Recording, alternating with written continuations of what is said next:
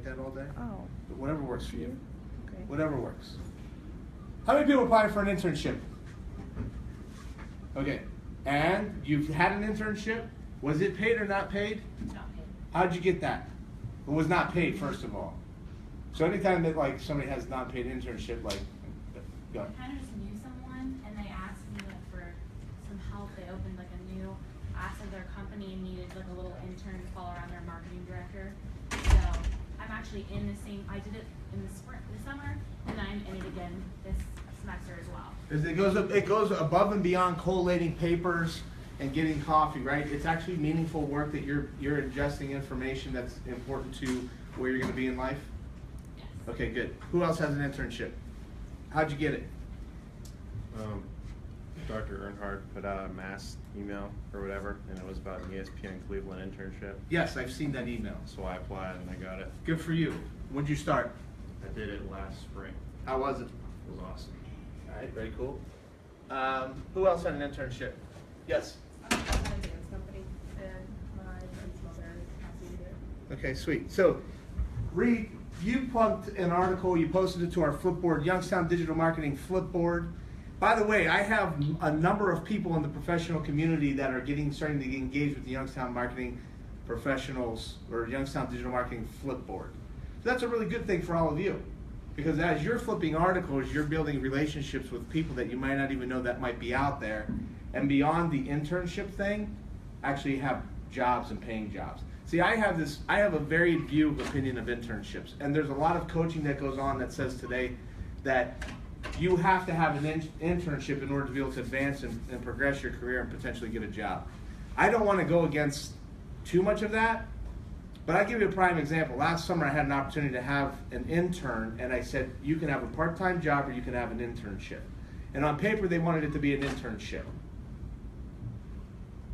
For me personally, as a person that hires people, I would rather see you either had started a business or maybe had a part-time job, just from my perspective. I think that if you have a part-time job, you have to really weigh that against the option of taking an internship that is paid versus non-paid. Plain and simple. If you have the means, and you have the ability to take an unpaid internship, and it is an amazing unpaid internship, by all means you have to take that. But also common sense has to play into the fact that if you have something that you're really happy doing, it is experience. So Reed, what are the recommendations that they had in this magazine that you flipped in our Flipboard that caught your eye? 5 ways to stand out from the competition while applying for an internship.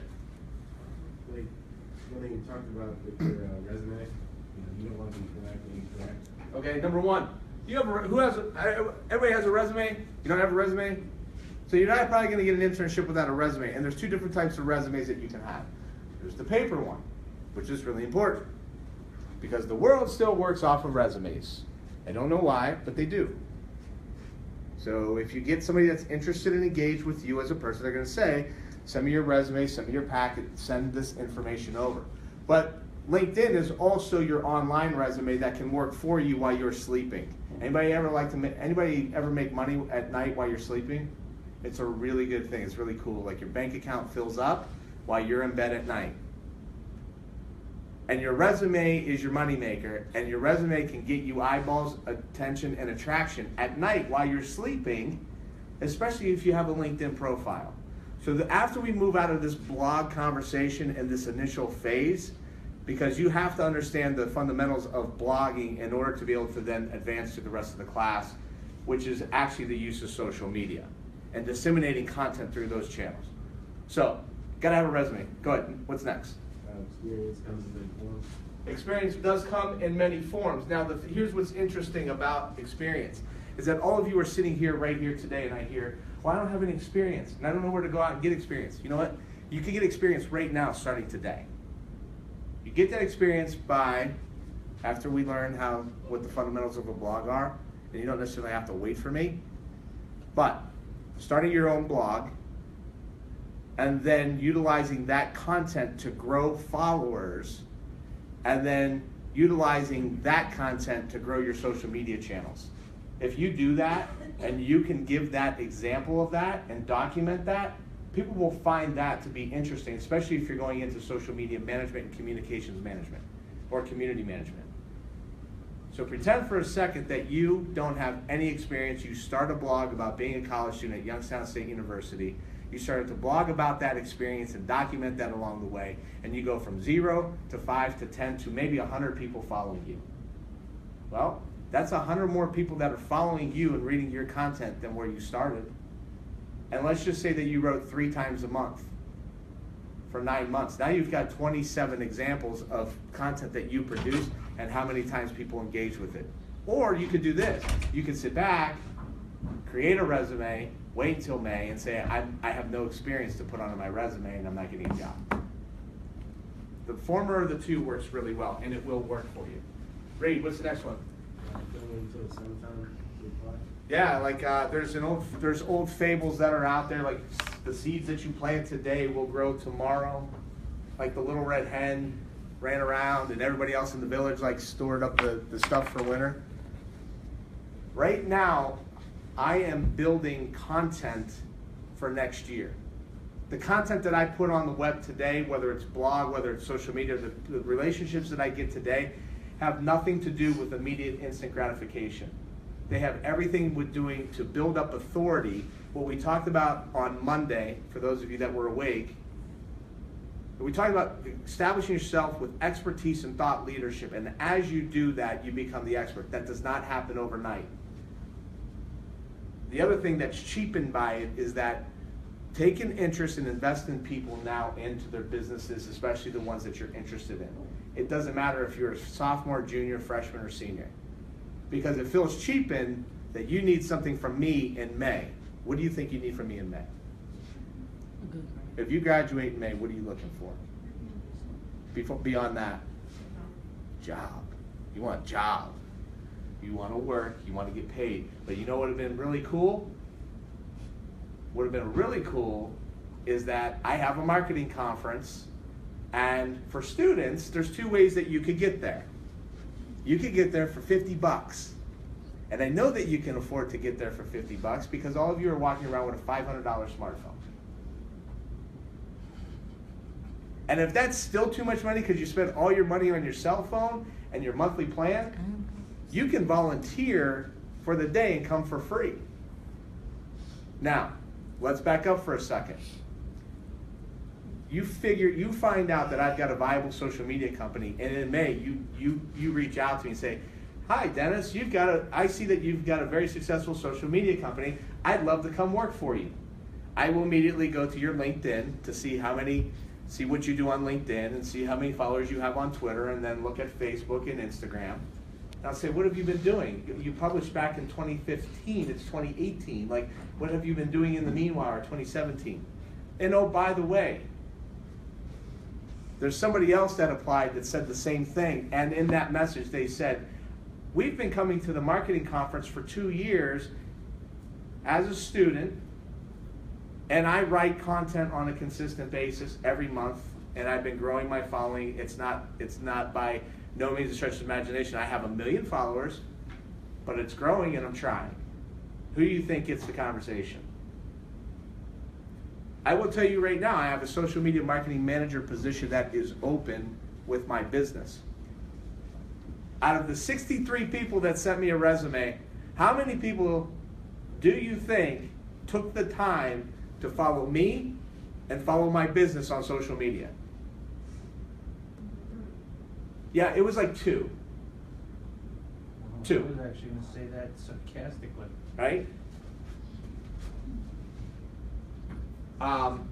So get engaged. There's an opportunity to be able to create touch points. What's the others? Career placement office. University has a ton of resources. Dr. Adam Earnhardt is one of your biggest advocates. I can be an advocate for you. Your career placement office. These are people that you can network with, and they can give you some guidance. You've got an ESPN internship, right? Consider what type of job that you really want. What do you really want to be doing? And you may not know right now, and that's fine. I mean, 24 months ago, I wanted to be the best social media marketing manager that I could and have as many clients as I could. Now, I'm not so sure that that's the business I want to be in.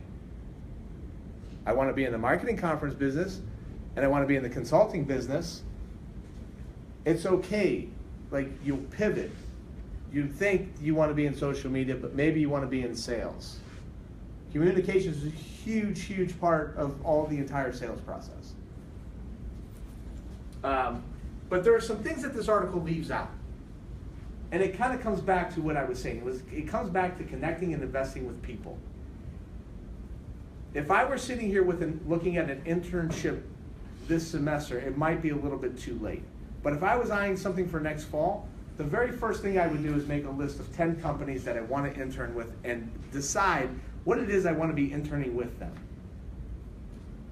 Is it Nike? Yeah, I would love to intern at Nike. What would I be doing? Anything. I'm at Nike. I'm in Beaverton, Oregon, and like that's the coolest thing in the world to me. I want an internship at Apple. Great.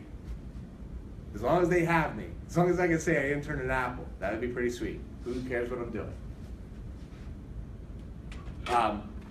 But identify 10 businesses that you want to intern with. What do you want to be doing with them? And then go out to their blog, subscribe to it, subscribe to their email list, get engaged with their social media strategy. Don't start posting stuff to them right away. Don't start asking them for anything. Start reading their posts. Start liking their posts. Start sharing their posts. And then 3 months from now, as you've done that a little bit, maybe they follow you back. Maybe that's the time you start connecting with individuals with the company. You have some context. You're invested. Any questions about internships? Again, this all started at 6 o'clock in the morning for me when I was out of coffee at my house, and then I went fishing at a coffee shop, several coffee shops that didn't open before 8 o'clock in the morning. So, imagine when I do get some coffee in me today. Anyway, questions about internships? Cool. Let's jump into the best practices for remarkable content. The other day we were talking about keywords and some of the more technical elements of creating blog content. And those are important. These are skills. You can find this, by the way, if you go to SlideShare and you just type in HubSpot Fundamentals of Blogging, you will find this. So I'm not going to email it to you. Just take responsibility for it, or maybe even consider writing something down. So, remarkable content. Content is the fuel behind all of this. I hear that content is king. Whatever cliche that you would like to use, that's fine with me. But content drives everything because content's what creates compelling and engaging conversations. Now, the thing about content that's pretty interesting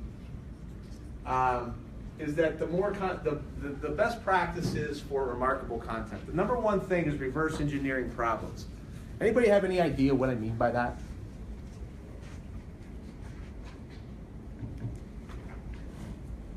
Reverse engineer a problem. Identifying the parts of the problem. Identifying the parts. Even beyond that.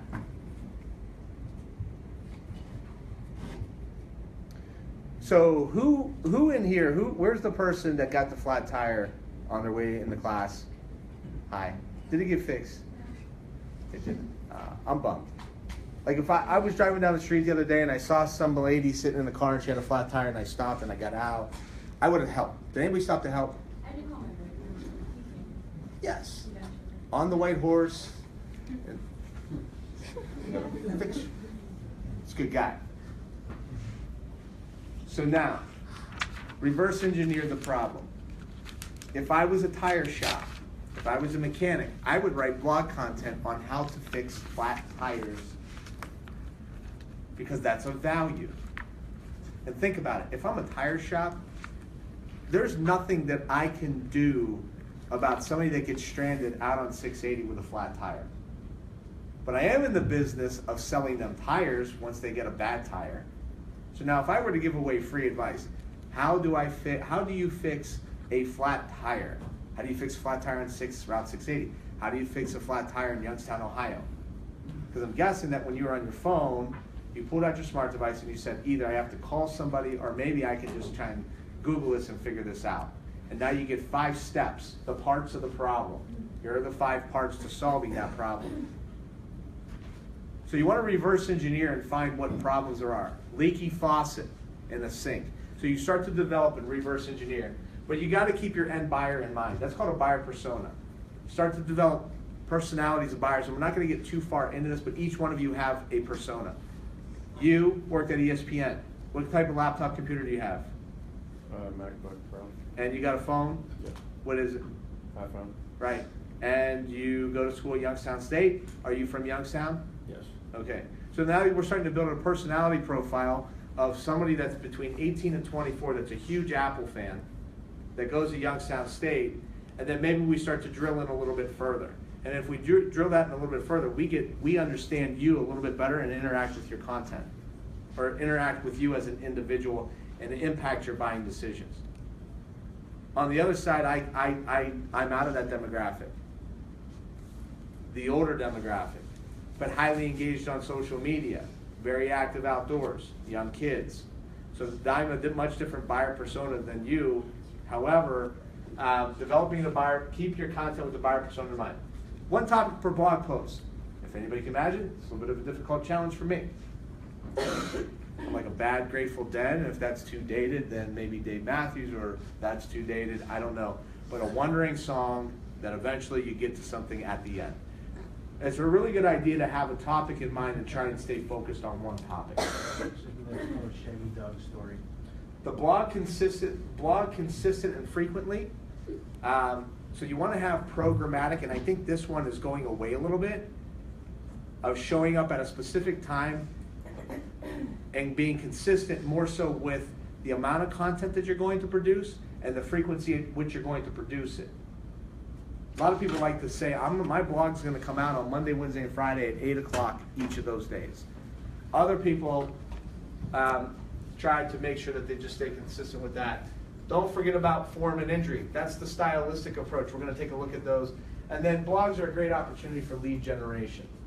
So when you're starting out with the buyer persona in mind, you want to make sure that you're identifying who your ideal buyer is, or yet better yet, your ideal employer. So now maybe you have a blog, and when you write your blog article, you're going to write 10 companies that really cater to millennials. And if you listed 10 companies and reviewed them and why, what their culture is, and you could find articles out there and you well researched it, and you wrote that article, and you published it, those 10 companies, a lot of times when they have tools that are set up to listen for information online, would probably find your blog, believe it or not, without a lot of building up authority on your own blog site. So you want to try and find your ideal buyer. Sometimes it's your job, the job that you're trying to find. Know your audience. Again, like target audience, you got, I mean, like if you go see the Rolling Stones play music for their audience. The audience is expecting to hear Satisfaction, Sympathy with the Devil. Songs that the Rolling Stones play. What's your favorite artist? Guy that jumps high?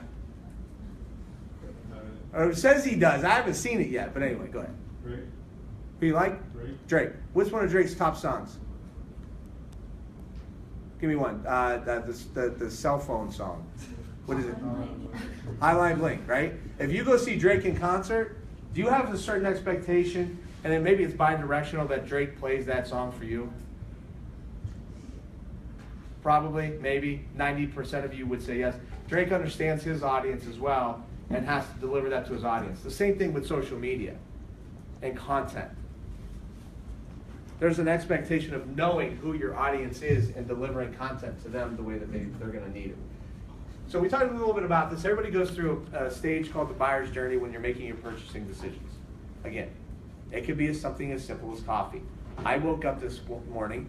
I am very aware that I am not fully committed to this caffeine cleanse yet. So I have a problem. My problem is I need caffeine. And when I went to the cupboard, I'm out of Folgers. Now I have to find a place. And I know this, and I start to work through, hey, I've got a problem, and who can solve that? I can't solve my own problem, so I was going to go to the gas station to get coffee, but then I was like, no, I'm going to go closer to Youngstown State, because then once I get down there, I'm there. So now I start to consider, where are my options? The gas station, but the time was a little bit too extraneous.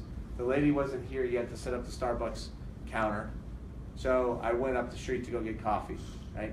who can solve my problem, and now I made a decision, I'm all in, they're gonna solve my problem. No, they're not, because they're not open till 8 o'clock in the morning.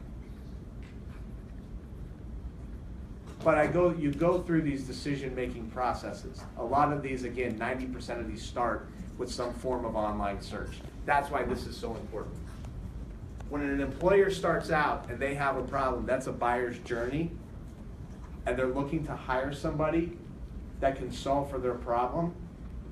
In this day and age, they will start with online search. They'll start with their network, send out an email, hey, I'm looking for interns that could possibly be, help me. So this is how it works, whether you're hiring people or whether you're buying something. So you got to publish content. Obviously, that's important for your buyer personas. If you help solve their problem, they'll come back.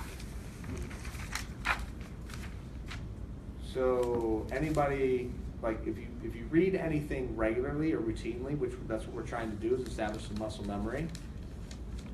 You support businesses that will help you to solve your problem. If a business can't help you to solve your problem, they don't just not earn the right for you to be the customer, but they're not bringing any value to you. Think about it. Why would you keep going back to something if they can't solve your problem? Plain and simple. Same thing with your content. The content needs to help solve for a problem. Address one topic per blog topic. Try and focus on that. Don't forget about search engine optimization. So here's some basic best practices. There's a lot. We could spend a lifetime on search engine optimization and SEO and blogs. Search engine optimization fundamentally is how information gets found on the internet when you type something into a Google search. There's short form. I need coffee. I need coffee in Youngstown, Ohio. That's a long tail keyword search. People are getting more and more specific. Search engine optimization in that format is in danger as we know it. Anybody have a home artificial intelligence device? What do you have? I mean, like, we got Alexa. You brought Alexa into your house? Are you crazy? It was for Christmas. Right. And you're an Apple guy. Yeah, How's that working? it's fine. Okay. Anybody else?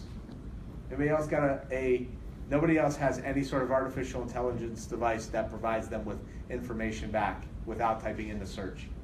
Really? You guys do it right now. but- So every one of your phones that you have right now, and every one of your phones has artificial intelligence built into it. She's not that intelligent. She's kind of stupid. Ouch! Ouch! I think it's called Siri, right? So you got Siri, you've got Google, you got Xbox, and they all basically have some sort of voice recognition that allows you to ask a question, and then based upon your natural language processing, it speaks to another machine and provides you back with answers. That's artificial intelligence at its most basic level. Search engine is starting to work like that on Google, and we're getting there. But if you ask 10 people what goes into search engine optimizations, you're likely to get 9 different answers. We do know certain things. Relative keywords about your topic, how good the content is, where it shows up, how many people look at it, the location, and these things. So the web still works like this. In your title, keywords in the title. So the keywords in the title, if we're talking a blog about coffee, should have about 55 characters. The meta description is the bulk description that goes into the first few sentences. That's basically the summation of your blog. The reason is when it shows up, you'll have the title of the blog, and then you'll have the first 3 words that populate into Google. And maybe we could take a look at that. If you put images, which I think you should, unless of course you're really, really amazing, images should be in there, and we'll talk about royalty-free images versus the ones that you just steal, and hopefully you're not just stealing images, or the ones you take on your own. That's an interesting concept. But you should also have file names and alt tags for those. Links. Links are hugely important, and not dirty links. What's a dirty link versus a clean link? Anybody know? Dirty link is when you copy a link and put it into a piece of writing, and you don't hyperlink it, so now you've got www./about/ % / Youngstown. Like, anybody ever do that to you and you're like, I didn't follow any of that? So you hyperlink where you want the person to end up versus what the word in the context is. And then mobile optimization. We're not really too concerned about this. If you were establishing your own WordPress blog or your own blog site, but the fact of the matter is the amount of people that are searching for stuff on mobile is surpassed desktop in the majority of the audiences that are out there about going on 2 years ago now. Most people look at their mobile device before they look at their laptop. Right? Let me pause. That's a lot of information. Questions? All right. We're going to help answer the content in taking a look at the stylistic approach. Right? Okay. First blog up. How many people subscribe to this guy? You're killing me right now. You're almost worse than the coffee shop that opens at 8 o'clock in the morning. I got to be honest with you. Day 1, class 1, syllabus day 3.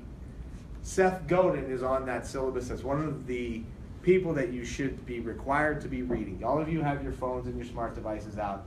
Not a bad idea right now to go out and just subscribe to his blog. SethGodin.typepad.com. Now, from a stylistic approach, young man with the hat on, or the hood on, what's your name? It is Latin. I thought that was just like your Snapchat handle, like you were being funny, but it's really Latin. But your last name is not YSU. No. Okay, gotcha. And here I thought you were challenging me with like speaking a classic language. That was the other thing. I'm getting old. Anyway, Latin. What do you notice about Mr. Seth Godin, who's written over 20 books and has millions of followers through his blog? What do you notice about his blog? Hold on. Hold on. Now this one's a much different one for him, but hold on. I'm going to keep going. Hold on. What do you notice? Keep this on the side. Keep that out. What do you notice about this? No pictures. Just an observation. Is it got a lot of imagery? Is it got a lot of like fluff? Is it got like, or it's just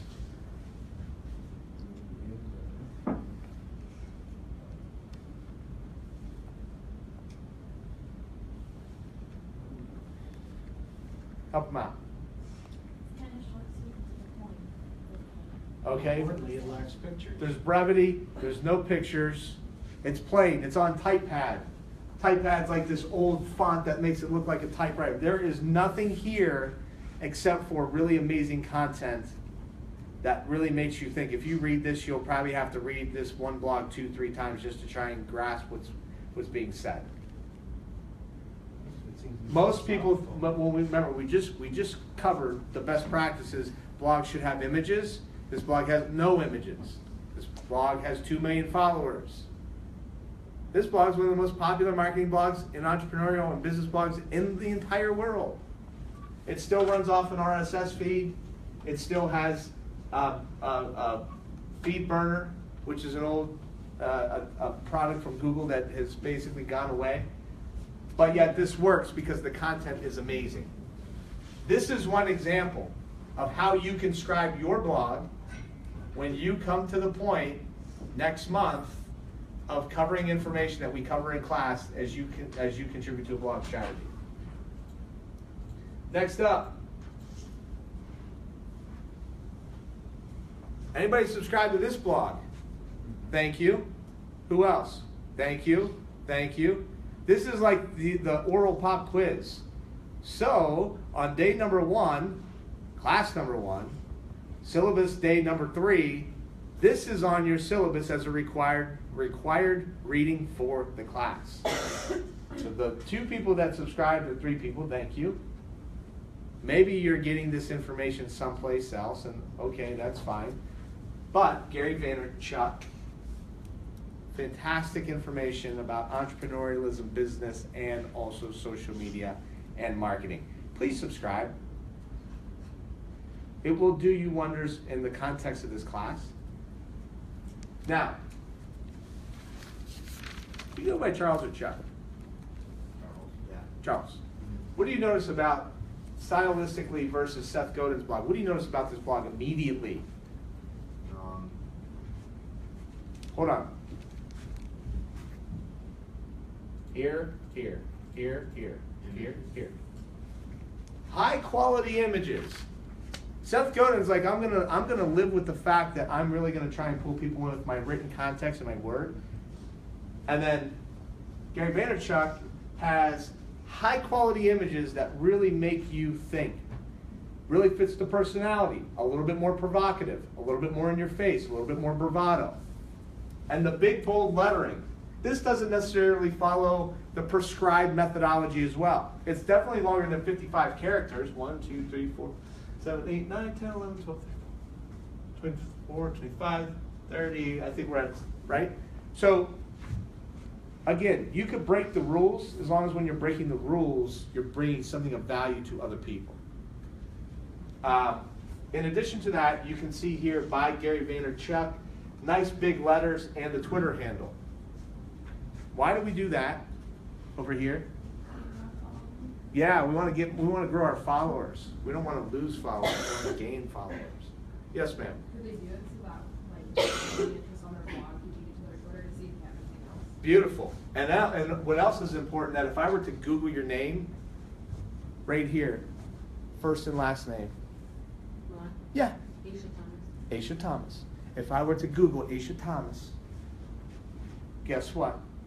The more blog content that she puts out onto the web, it's going to populate in search. You ever Google yourself? I said Google yourself. Get your mind out of the gut. Google yourself. What do you get? If I Google myself, I get all my blog content. That's a great thing. What do you Google? When you Google yourself, what do you get? It would be nice if you Googled yourself and you had a bunch of content that popped up about marketing and PR, since that's what your major is. There's also opportunities for you to subscribe to get exclusive content, not just any content, exclusive content. Do you feel better now? Do you feel like you're in the club, like in the VIP club, that not everybody gets this? Do you feel special? I feel a little bit more special. Seth, look what Seth does. Seth says, here, it's like, who is the, subscribe to my blog, enter, get access. But it's not exclusive, it's not VIP, but it works. Follow me? Subtleties. The other thing is that there's a ton of social sharing applications here. You can see that there's other blogs that you can read. It doesn't necessarily have information that has updates on as frequently as Seth's blog has upcoming events.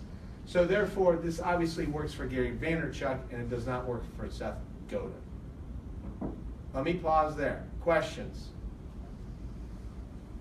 This is a very cool little feature as well. Did you notice this?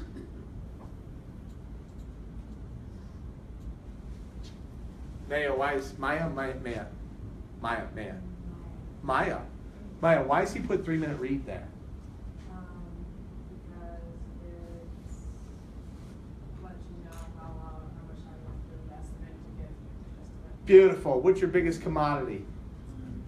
Time. My time is the most important thing that anybody's wasting or not wasting. I want to know, before I start this epic epitaph, how much time do I got to invest?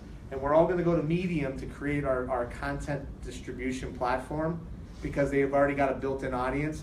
And for you to create a blog and to grow followers, it's going to take you a significant amount of time.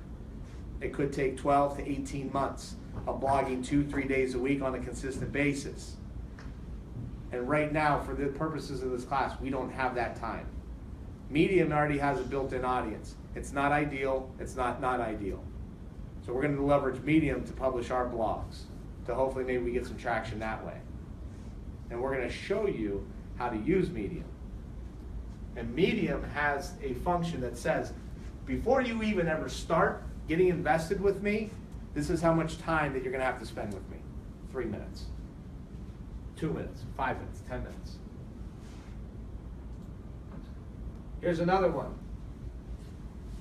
HubSpot, marketing and sales blog. How many people have subscribed to the HubSpot marketing blog? Excellent. We've got 5 people in here. I'm having a huge impact on you this semester. Great. So that was the first day of class as well. The third day of class, when I gave you the syllabus, this is at the top. If you could do yourself a favor, subscribe to the HubSpot blog. It's not enough just to be on Flipboard waiting for people to curate articles to you. HubSpot stylistically has a different approach. They're educating you on all types of marketing, social media, PR strategy, and sales. And they're going to put out content religiously. They've been doing it since 2007. They are one of the leaders in the space when it comes to the term inbound marketing. How many people have heard the term inbound marketing? Great. Inbound marketing is the opposite of disruptive marketing. What would be a form of disruptive marketing? Mike. Like if you're on like YouTube and that advertisement pops up, it's disruptive to the content that you're trying to look at. Yes. So, another form of disruptive advertising. You watch TV, Darian? Darian. You said yes to both. I said Darian and Darren. Come on, man, pick one. Darian, you watch TV? What goes on when you're watching TV? Yes, they interrupt your experience. We got the Super Bowl coming up, and we kind of like those, but that's just one time a year. That's disruptive forms of advertising. It used to be that most people in their house, and maybe you grew up with one of these dinosaurs, it's called a phone on your wall. Maybe you had a cordless, maybe you had a cord or not. I had a rotary, not alone. And every night when you sat down for dinner at 5, 6, 7 o'clock at night, you get a telemarketer soliciting you, interrupting your day.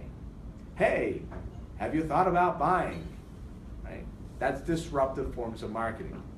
Everything that we're talking about from a blog perspective is inbound marketing in the sense that you're going to create amazing content that people are going to find.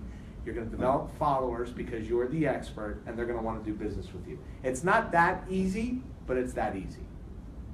That's the simplest way I can describe it. Billboards, disruptive.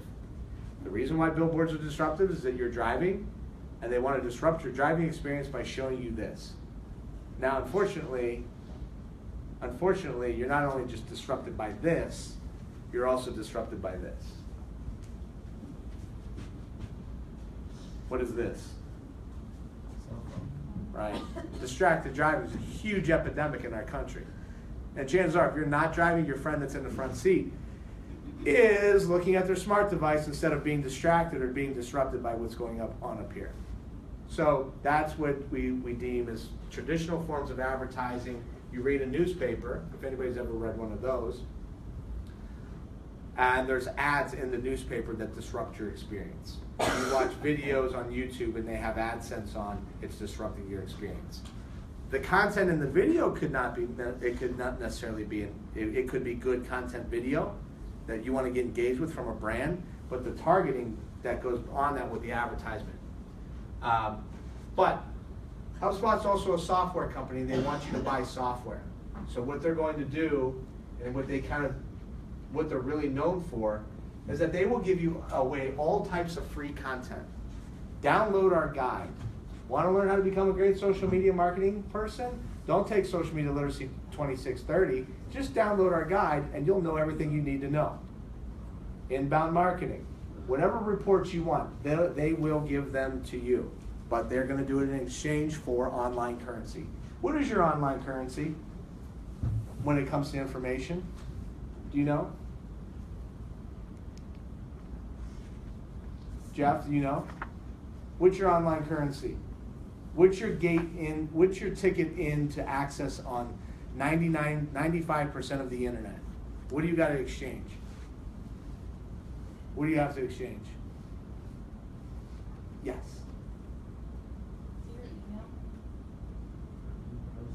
Yes, yeah. You want you want to get access to something on the internet? Generally, 99% of the people out there are going to say, fine, you can have whatever you want, but we need the exchange of an email. You want free access to this awesome State of the Inbound 2017 report? Yeah, we'll give you our 100-page report for free, but we're going to need your email in exchange for that. So what happens is that there's top, middle, and bottom of funnel when we talk about sales. And at the top of the funnel, you become interested, and you're like, oh, this is a cool blog.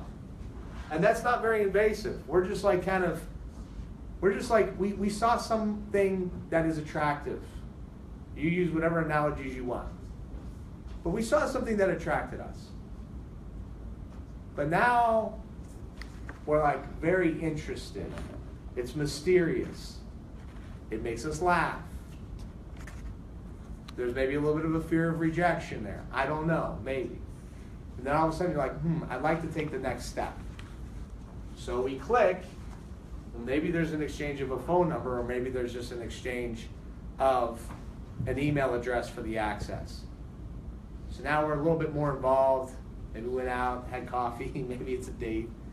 And then what they're trying to do is obviously take you down through that dating, or better yet, the sales process. And they don't want to, on the first date, they just want to engage with you and make you laugh. And by the end, I don't know, use your imagination.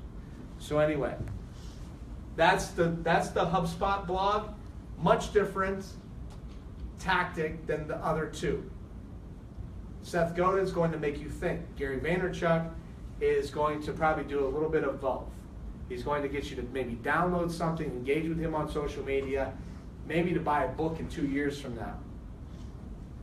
HubSpot wants you to download an asset. This is one of the most remarkable blogs in the world today. Rand Fishkin from SEO Moz, he gives you 10 minutes of Whiteboard Friday. Notice, he incorporates video. He says, I'm not only going to give you video, I'm also going to give you a written word. I'm going to give you a screenshot of my Whiteboard Friday, and then here's the transcription. And I'm going to give you the written word. But it is time for a refresher. And what's amazing about it, in the world of online marketing, it covers you from multi-delivery, channel delivery, omni-channel, whatever. You get the video, you get the audio, and you get the transcription. The reason why it's brilliant is because the way that I watch this is I don't. I know, I'm so in love with it, but I don't watch it, right? But what I do, because most of the world does this, we've become a world of skimmers, because we have so much content coming at us, is that I hit play. so this deserves a new. Oh, this is great. And then I scroll down and I see video transcription, comments, and in my brain I'm processing. Because fewer people are doing it today than were 5 or 6 years ago, especially in the digital marketing world. And then I go, oh, you know what? Increasingly influential. There's a limited number of blogs and communities in most sectors. Oh, you just said something that I'm interested in, and when I was scanning as well, it caught my attention. So now I'm going to stay. If I hit play, I don't hear anything I'm interested in, and I scan, by the time I scan to the bottom, I'm out.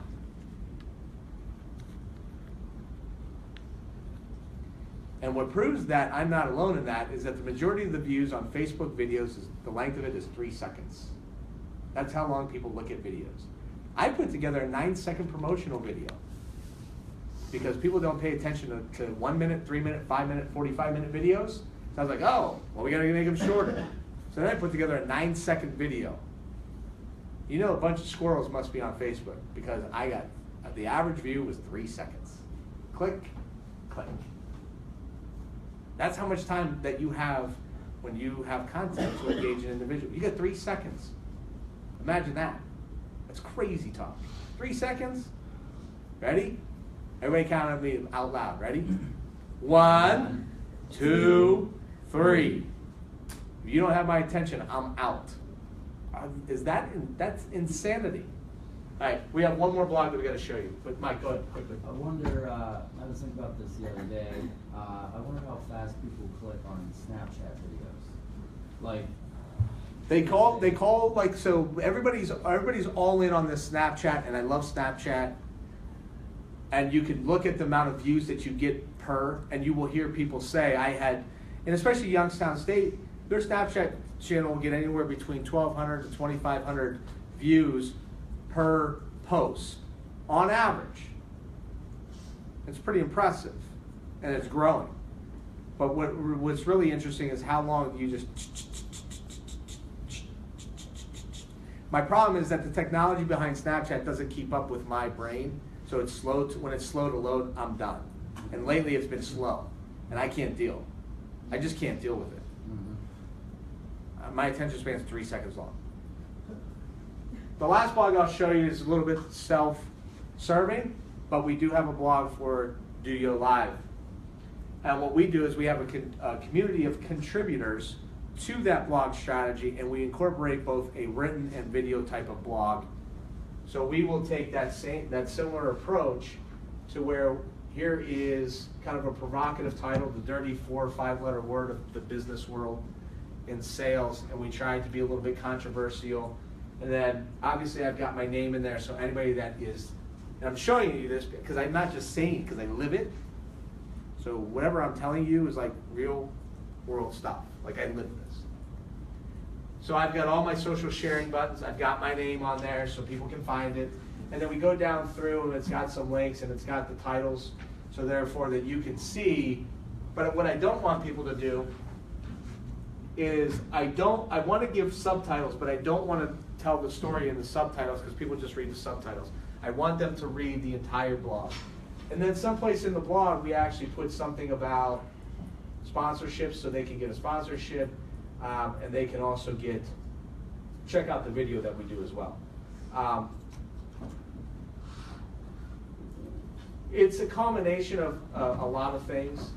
Some blogs will put high-end imagery in there. The main point is that whatever you're doing today in the digital landscape is not going to work tomorrow. Plain and simple. Companies are developing and changing the technology and the platform so rapidly that right now, the reason why I had to go to Facebook and do so much live video and planned video on Facebook is because static content is non-existent, meaning that a post with a picture on Facebook doesn't get you any traction. And I was like, man, I wish it was like, I wish we did, because it's easier, but now I have to work harder to get that engagement. In 3 months, 6 months, a year from now, video's not going to be working. And I'm fully prepared for that. The guy that went out and bought a bunch of horses, it's called innovation and change. You either accept it and adapt, and you survive, or you could be the car manufacturer like Henry Ford, who developed the assembly line to build cars, and you could be the guy that bought like 1,000 head of horses the day before that, and was like, we're relying on horsepower, and this is going to work, and we're going to pull wagons and coaches and cowboys are going to hop on the horses, and they're going to ride around. And he's like, we're going to make all kinds of money. And the next day he wakes up, and Henry Ford's like, we're going to make 1,000 cars an hour at our plant, and everybody in America is going to have a car in the driveway. That guy's like, uh-oh, crap. And nobody cares. You know, like maybe 2 seconds, like, oh, I feel bad. But nobody cares. Innovation and our needs take precedence over that sorry, sad situation. My need for coffee is far greater, and I will get it wherever I can at any time that I possibly can, as opposed to me being loyal and having to support whoever it is out of blind loyalty. I will absolutely get my coffee from a gas station coffee shop. I am not proud just because of the fact that I need it. Ladies and gentlemen, we are at the top of the hour. Before you go, Friday's not a social media Friday, right? We are here. Huh? Why? Webinar Monday. We will talk about that. Thank you everybody for being here today, Wednesday. Have an amazing Wednesday.